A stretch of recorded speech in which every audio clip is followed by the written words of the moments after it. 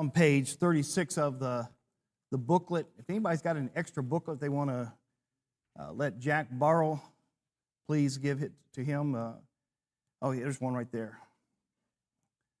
Thank you, Heather. It's on page 36 or thereabouts, because not every edition came out the same. Yeah, me. I'm a fault. I keep trying to improve everything and messes everything up. That's what happens.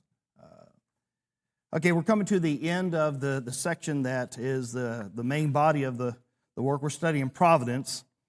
And if I were to ask you, what is providence? Just give me some answers as to how you would define or explain providence. God providing.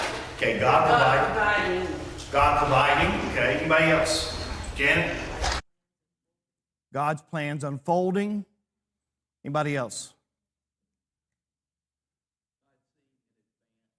God seeing. Yeah, God seeing in advance so He could provide. Anybody else? Okay, as we come to the end of this section, and we just going over the word providence, just out of curiosity, in your everyday life, in talking to people, whether about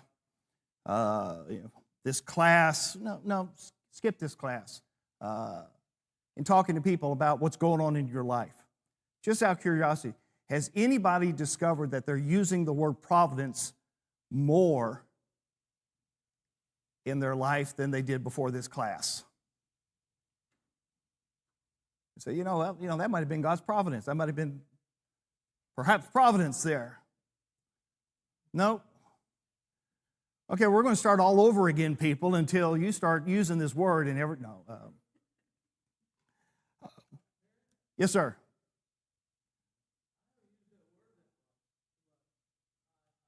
I find myself noticing providence, what I would call providence. A lot. I said providence. Yeah. Providence works good too. More so there's that. Like I said, I don't use that word that much. Well, that's good that you've noticed it. Means you're obviously, I have trouble saying it. I like pronouncing it providence better. That works. Okay, the second question as we go to this conclusion, how were Paul's persecutions accompanied by blessings? Okay, and I give one example, Acts chapter 16, where he is in prison. What blessings accompanied Paul while he is in that Philippian jail? He was able to convert the Philippian jailer and his whole household. What other blessings came about because of his persecutions, his suffering? At this particular time? Yeah, in that particular time, in Acts chapter 16. Everybody get your Bibles, turn to Acts chapter 16 as a kind of a reminder.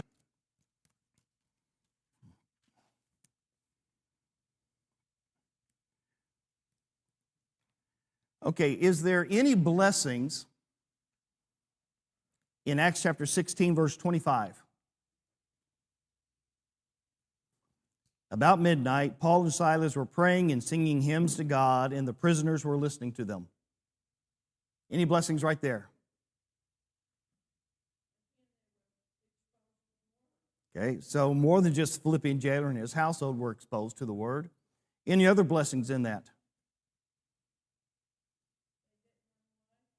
Okay, just in verse 25 right now. Any other blessings in verse 25?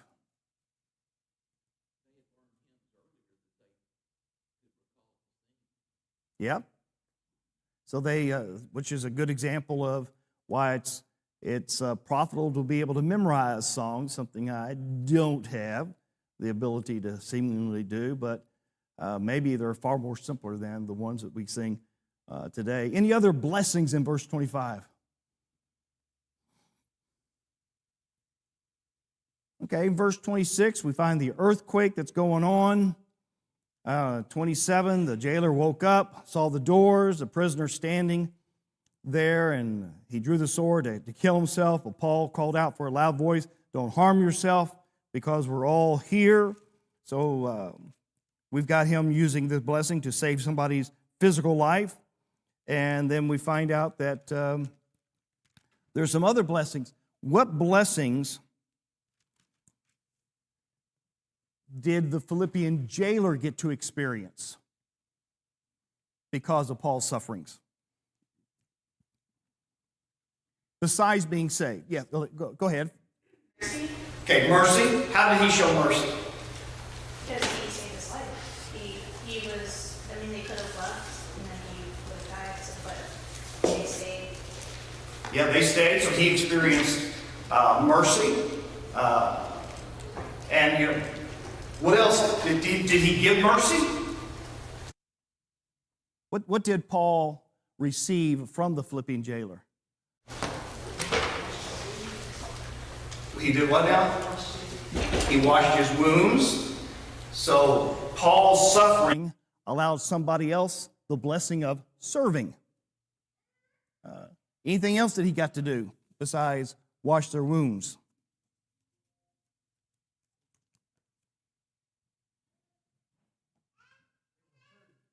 He gave them food, absolutely.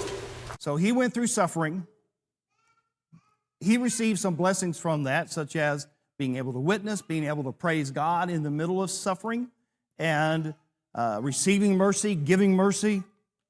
So there's a lot of blessings that came about through his experiencing the suffering. Now you go to the next question on the next page. How were Paul's persecutions themselves blessings? We normally wouldn't associate or think of blessings being persecutions and persecutions being blessings, but Janet?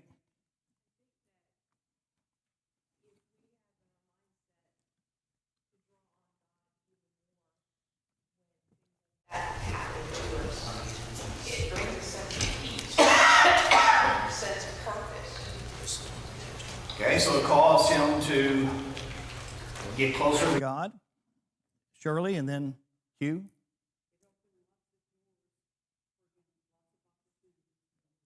Open lots of doors. Hugh.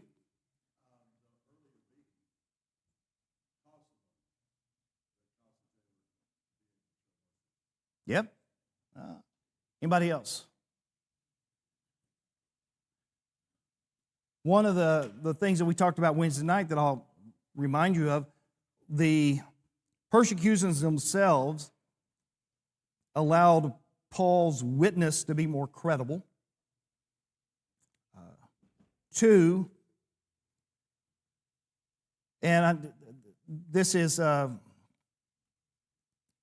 based on the way that some translations have it in 1 Timothy chapter 1, verse 13. Everybody get your Bibles and turn to 1 Thessalonians 1:13.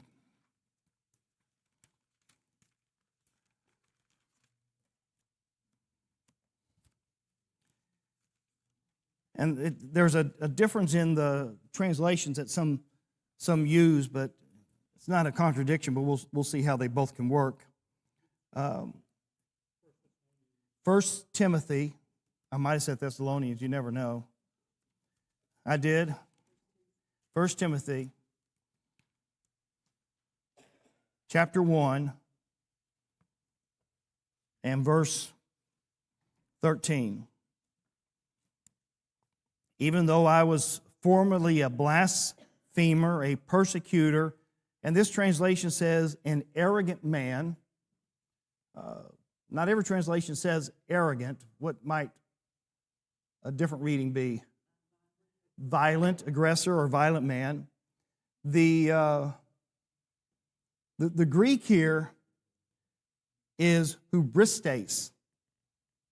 We could see where you can get the word H-U-B-R-I-S, when somebody's got a lot of hubris, which means a lot of pride. And so that's one reason why it's translated here that he was an arrogant man. Of course, if you are arrogant, can that lead you to being very zealous? Yeah. So it's like, whichever is the best reading, arrogance can make for very zealous workers. It's like, look, I am right. There's no possibility I could be wrong, and I'm going to make everybody else pay for it. And another way that Paul's persecutions themselves were blessings is based on 2 Corinthians chapter 12, where you got the famous thorn in the flesh. And Jesus said to him that the reason why the thorn was not going to be removed was for what reason? His grace was sufficient, and what would happen?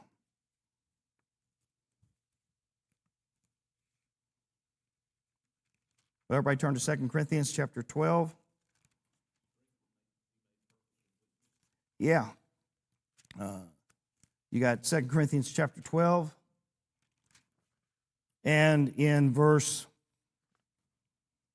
9, it says, "My grace is sufficient for you, for my power is perfected in weakness. Therefore, I will most gladly boast all the more about my weaknesses, so that Christ's power may reside in me. So I take pleasure in weaknesses, insults, hardships, persecutions, and in difficulties for the sake of Christ.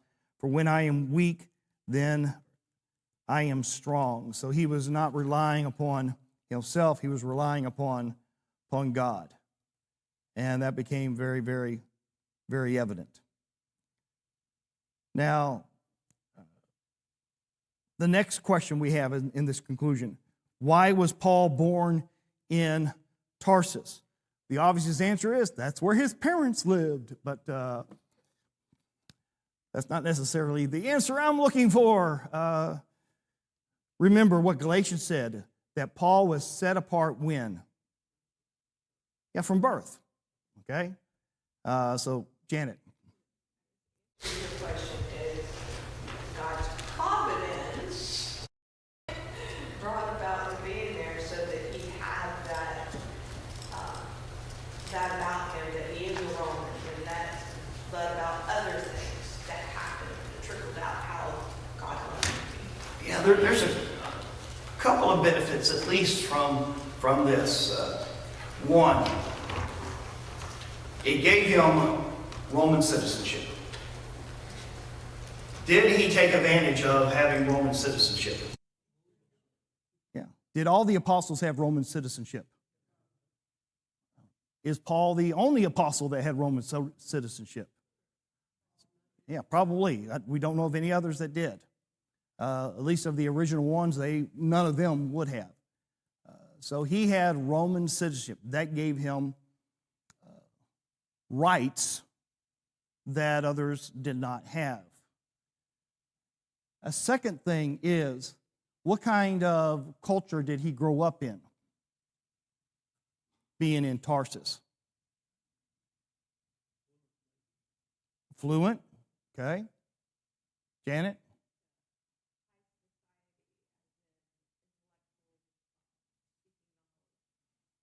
Okay. Anybody else? Very Greek? Yeah. Center of Jewish education? Hugh?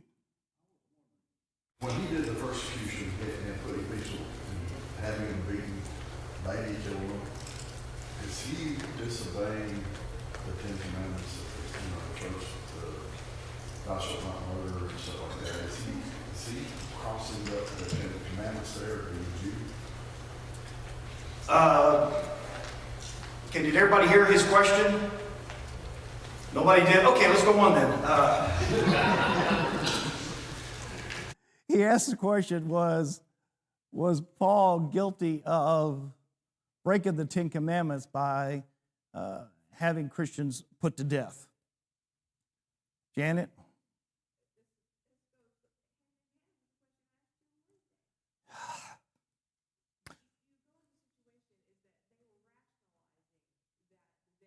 Doing what God's will would be in how they were behaving. But you add on to that, there's another thing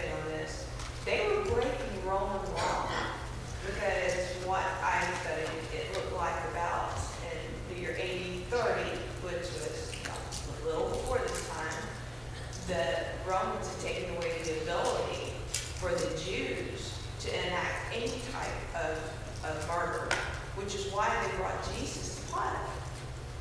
But yet here they're going around murdering people. Yep. Anybody else?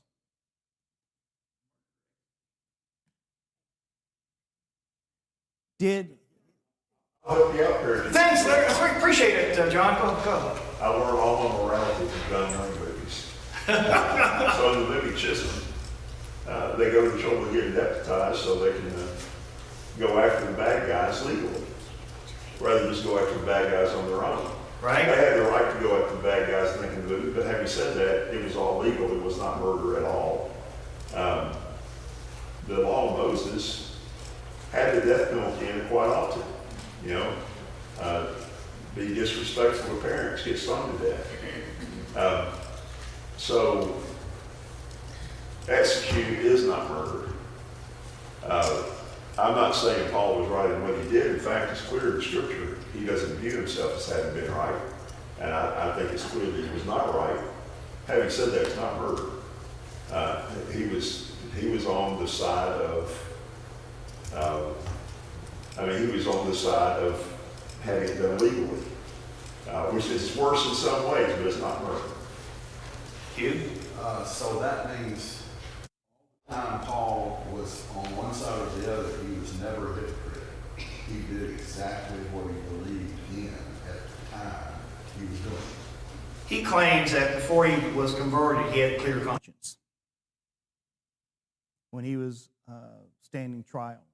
So yeah, he was not hypocritical. He thought he was just zealous for the Lord. He was wrong, but he thought he was zealous for the Lord. Alan? Death of Stephen. But after that, he went to the chief priest for letters. Yep. When he went to Damascus, he had authority beyond himself for imprisoning Christians, and then it was in court that he gave his voice against them, for them to be executed. Shirley, was your hand? Be like what he was doing was very similar to like in modern day time when you have a military who goes off to war and they drop bombs. Are they murdering the people? I mean, it's. I'm not shaking my hand. Yes, they are. I'm shaking my head. Yes, I understand what you're saying. I mean, it seems like a very similar thing to me. Tom? No, Oh, okay. I have no opinion about that, but that's neither here nor there. What other advantage came To Paul from being raised in Tarsus. Grew up in both worlds, the Gentile world and Tarsus. Yeah, he grew up in a Gentile world and a Jewish world, both. Jewish world because he studied under whom? That's right. Considered one of the greatest rabbis even today by Jews. Grew up in a Gentile world because it was not a Jewish city. It was a Roman city. And having grown up in a multicultural city, could that help him as an apostle? Yeah. What do you think possibly, well, let me back this up. He talks about in 1 Corinthians chapter 9, becoming all things to all men, you know, to Jews and to Gentiles. I think, you know, him growing up, remember he was set aside from birth. It could have prepared him for doing something that might have been difficult for other people, and that is to become all things to all men. Maybe it was more common for him just to watch people eat unclean foods and things like that. It's an opinion of mine, and I can't prove it, but I wonder if he had a whole lot easier time eating unclean foods than Peter did. Because Peter was just, you know, aghast by it. No, I can't do this, can't do this, can't do this in the vision. But, Peter grew up in a home that was very much in a Jewish culture. And Paul grew up in a world where he got to experience various things, and exposure can make things easier for you. Anybody else on why was Paul born in Tarsus, besides the fact his parents were there? Alan? Just all the research that I've done, his being a Roman citizen would have nothing to do with his being born in Tarsus, but who his parents were. It was inherited. I thought Tarsus was a Roman city, so everybody who was born in Tarsus. It was a Roman, I think even colony, but not everyone born there. Not everybody born in Rome was a Roman citizen. Well, that's true. So it would follow not everyone born in Philippi or Tarsus would be Roman citizens just because they were colonies of Rome. Thank you. Yes. I'm wondering if this is not an example of probably that God chose Paul because he was so fervent. He was so much against the gospel, against Christ, against Christians, but he did what he believed in. And God saw that this was a man who, if he changed his beliefs, would be equally for the gospel. Yeah. Okay, why did Paul get sent by God to the Gentiles? Okay, we've already touched on some reasons. Roman citizen, grew up in a multicultural city. Any other possible reasons why God sent Paul to the Gentiles? Janet and then Sherilyn. That he knew how to speak to them in a way that is the way their mindset was. You speak to someone from a different culture and you don't understand their mindset. You're not going to understand, things and place your words in a way that it gets messages across more clearly. And he had that for himself. He could argue with Gentiles using Gentile poets.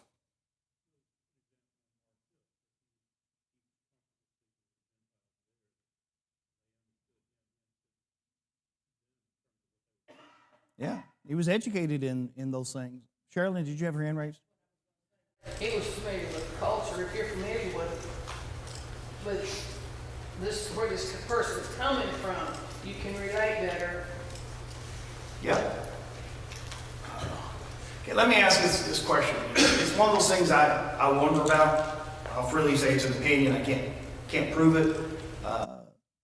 But it does make me wonder if this was another possible reason why Paul was sent to the Gentiles. Out of all of the apostles, which one was the most educated? Okay, Paul was. Being as educated as he was in the Jewish text, the Old Testament, as we would call it, the Tanakh, as they would call it. At first, that made him very zealous for persecuting those that he thought was violating God's law. But I wonder if his education enabled him to have a deeper understanding. Now, understand all the apostles that when they wrote and when they spoke were inspired. But, God uses what they had. I wonder if that gave him a deeper understanding to actually see what maybe others could not. Because when you look at the book of Romans, is the book of Romans based a lot on the Old Testament? Does it use the Old Testament to show that Gentiles could be accepted? Yeah, it does. Romans chapter 4, Abraham, justified by faith. not under law. David, justified by faith, under law. We as Christians, he's arguing, are justified by faith. So he could go beyond the Tanakh, his training, to see what it truly taught, which would enable him to connect the Old Testament with these Gentiles and show that God had always planned on them being part of this new covenant. Maybe that's another reason why he was sent to the Gentiles, because he could grasp the Old Testament to see them. Anybody got any thoughts on that? Here's another possible reason why God, again, perhaps providence. When was Paul in the most danger physically? When he was with the Jews or when he was with the Gentiles?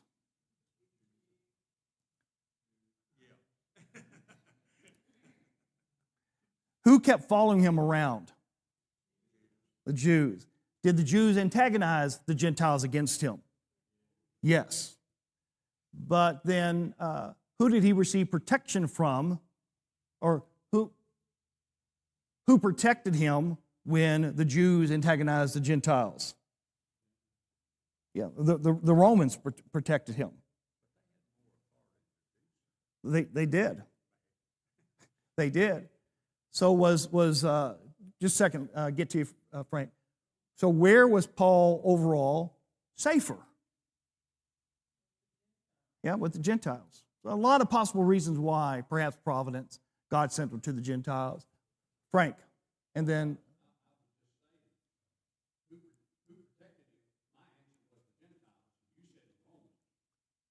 Yeah. All Romans were Gentiles, not all Gentiles were Romans. I wouldn't be against the answer. I'd just say more specifically, Romans did.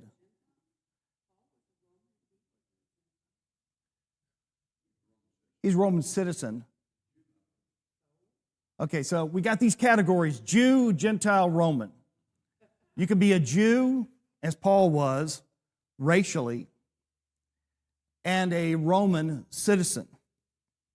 But he wasn't a Roman racially. He was a Roman of the nation.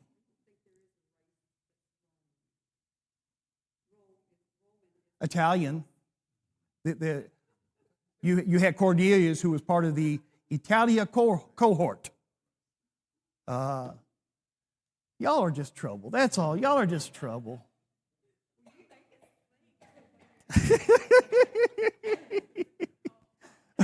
Hugh.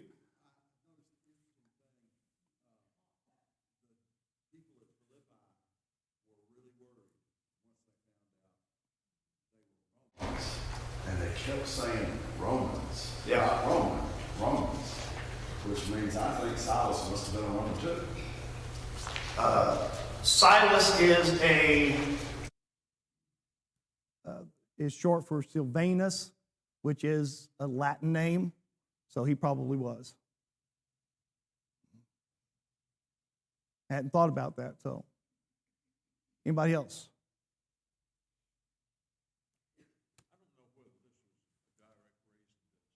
Gentiles, but obviously he was a dynamic speaker.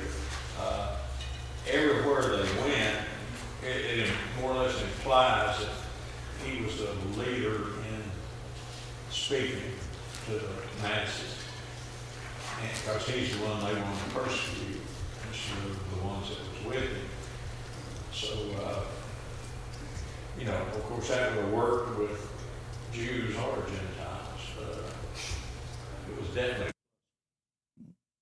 I'm sure he got a lot of skillful rhetoric teaching growing up in a place like Tarsus. It's kind of interesting. He was the head speaker, so to speak, but that's how non-Christians viewed him. But when he was going against the super apostles, what was their accusation? He's a poor speaker. Makes you think that sometimes Christians are just looking for excuses, picking at people.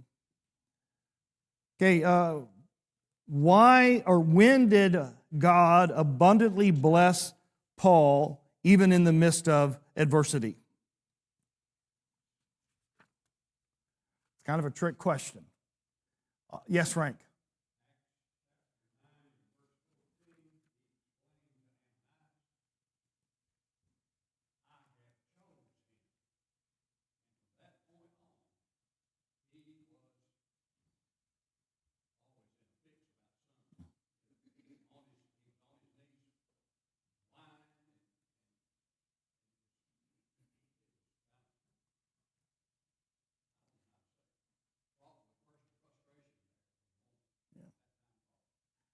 Yeah, we find that you use that passage in Acts chapter 9, use the one in Galatians chapter 1. When did God provide, or when did God abundantly bless Paul even in the midst of adversity?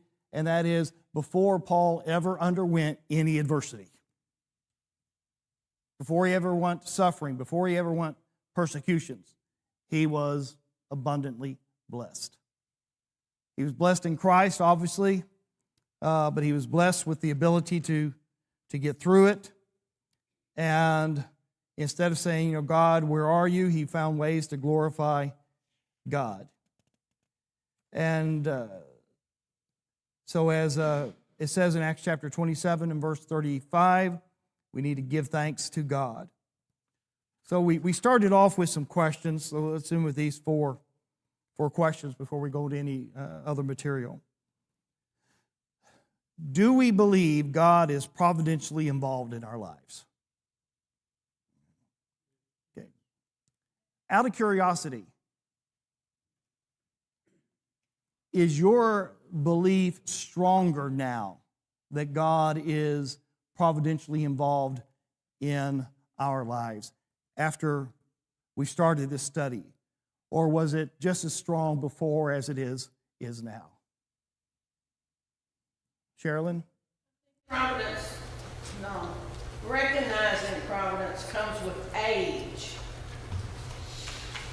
So possibly the younger folks in this class. But as you get older, you look back and you see. But at the time, you don't see it. Yep. At the time, you don't see it.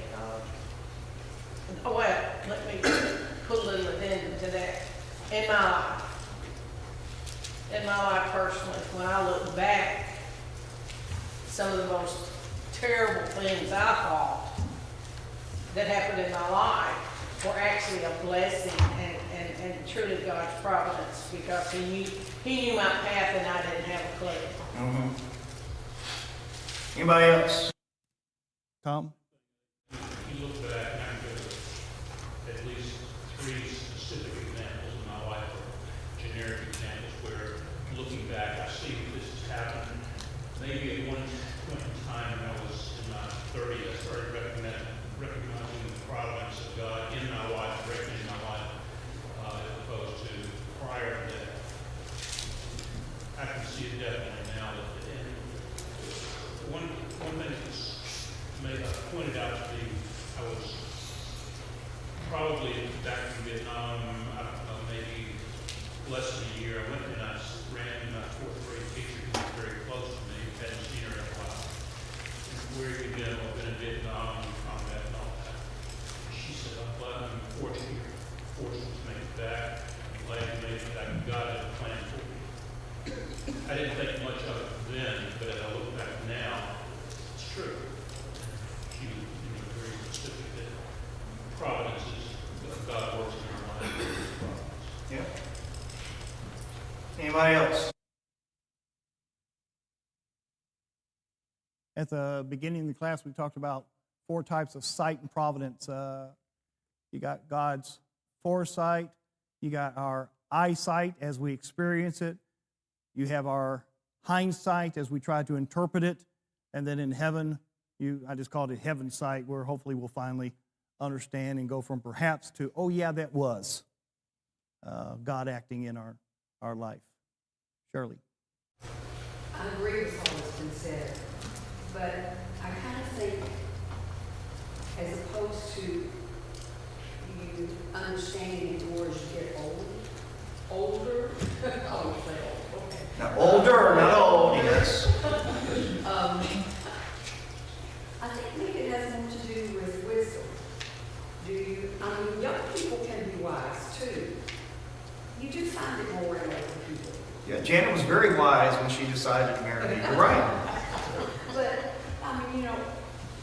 wise people, Alan, it wasn't that bad. You don't have to walk out. Come on now. wise people learn, and they learn from other people's mistakes. And they can see God's providence in other people's lives. They learn that way. People who aren't so wise maybe learn from their own mistakes. And then there are those who are just foolish and they don't learn. It doesn't matter whether you're young or old. I think it was Mark Twain said, learn from other people's mistakes. You don't live long enough to make them all yourself. Good advice. Talking to our children about how God is involved in our lives is important. I'll never forget this example of God answering a prayer, perhaps providence. Okay? We were down in Florida, Boca Raton, and we were going through a drought, which often happens in South Florida. But we had to keep our weeds mowed. We didn't have grass, but we had to keep our weeds mowed because of the city ordinances. You would get fined for it. And so I'm out there on the riding lawnmower, and it's like, yeah, I believe in prayer. I said, God, we really need rain. Please, let it rain. And as I'm praying, it starts to rain. Just a few drops, and then it stopped. And I said, God, you can do better than that. And then came down. I went inside. I was soaked. I mean, it was that much rain. And I told all the kids, I said, apparently God does have a sense of humor. This is what happened. Perhaps providence. But the example served to teach our children God is active in our lives. And we need to believe that God is active in our lives. We need to share with our children God is active in our lives. And even share with other people that God is active in our lives. Anybody else on the first question, do we believe God is providentially involved in our lives? Okay, let's look at the second closing question. Are we willing to let God define for us what is a blessing? Now, the reason why was Paul suffering for the cause of Christ. Was it ultimately a blessing? Yeah. Is all suffering a blessing? No. No. How we react to it can be a blessing, but not all suffering is blessing. But we want to just define oftentimes a blessing as something that is positive and easy and good. But sometimes we need to let God define for us what is a blessing. Janet. An overall attitude of looking at whatever circumstance you're in, of how can I glorify God? And so whether it's good or bad, when bad, okay, how can I glorify God and what's happening to me? Maybe I can be an example. Maybe I can have, a good attitude about what's going on instead of railing and yelling or whatever. Just take a deep breath and say, how can I glorify God? Yeah. That might be the blessing itself, not the suffering, but our reaction to it. Can we give thanks for the opportunity to glorify Him in the midst of adversity. Adversity can be many things. It can be a sickness. I've got a friend, one thing that he's really good at, better at than me, is he's got a lot of physical illness, is he's very good at using that to ask doctors and nurses to pray with them and to ask if they have anything that he can pray for them about. He's using it for God's glory. I mean, he's better at it than I am, and I appreciate his example for that.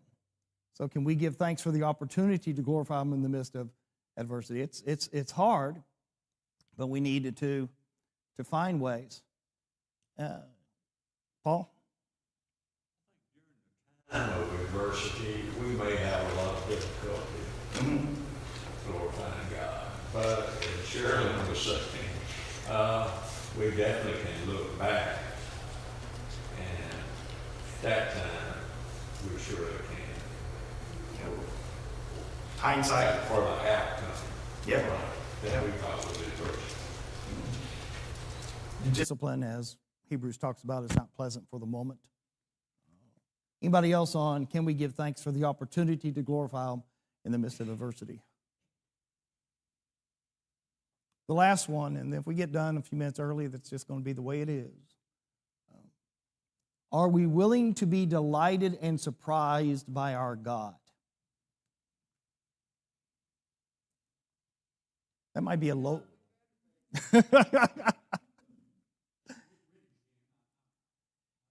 Are we willing to be delighted and surprised by our God? Has God ever done anything surprising in the Bible? Did He surprise people?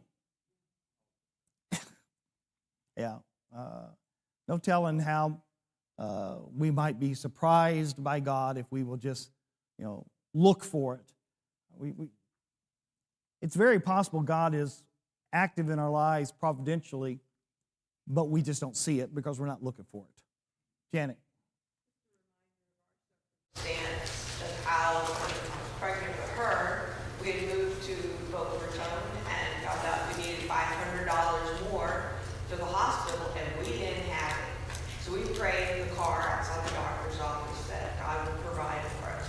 Drove home, you got out of the car, got the mail, opened it, and there was this letter, this envelope from a church in Tennessee, and opened it up, and it was, for your circumstance that you needed help, $500. And that check was from this church. Yep. So anytime You get upset at me, just remember 30-some years ago, somebody is to blame for sending that money to us. Real quickly, can anybody give me a biblical example of God surprising somebody?